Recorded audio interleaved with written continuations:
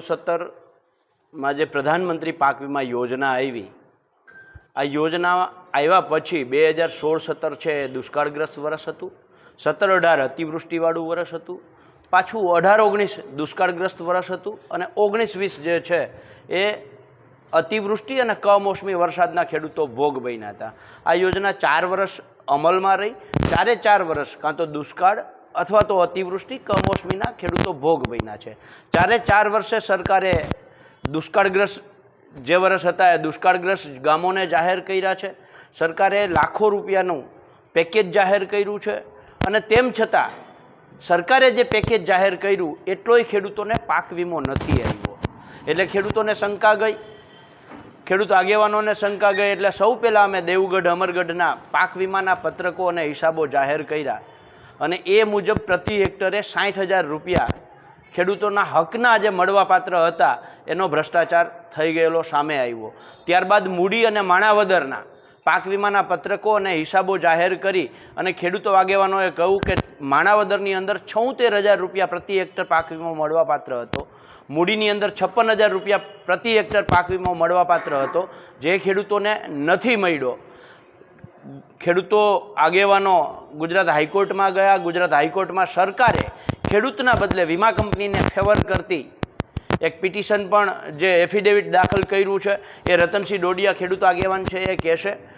પણ અમે પાક વીમાનો હિસાબ માંગવા માટે 2019માં રાજ્યના ખેતી નિયામકની ચેમ્બરમાં જઈ અને બેઠા, રાતવાસો કર્યો, માહિતી સરકારે ન આપી। સરકારે એના ઉપર પ્રતિબંધ કર્યો કે 3 વર્ષ સુધી આ આંકડાઓ જાહેર ન કરી શકાય।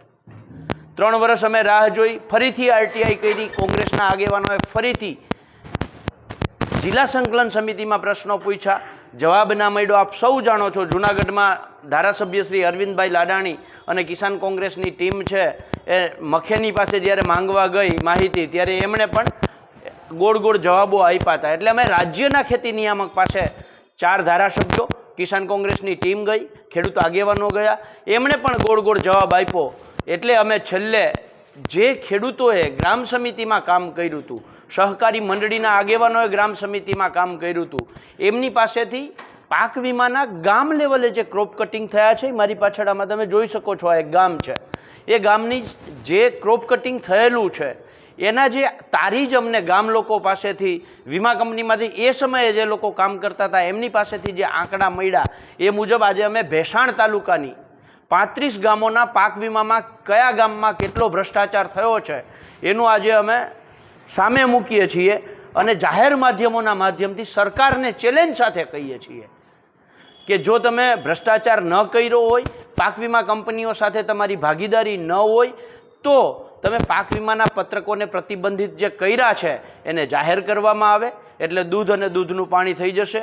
આ અમારા જે આંકડા અમે અત્યારે આપીએ છીએ, આ આંકડા ગામ લોકોએ, સહકારી મંડળીના આગેવાનોએ જે કામ કર્યું તેણે અને પાક વીમા કંપનીમાં ત્યારે ખેડૂતના દીકરા જે કામ કરતા હતા એમની પાસેથી આ 35 ગામોના મળ્યા છે।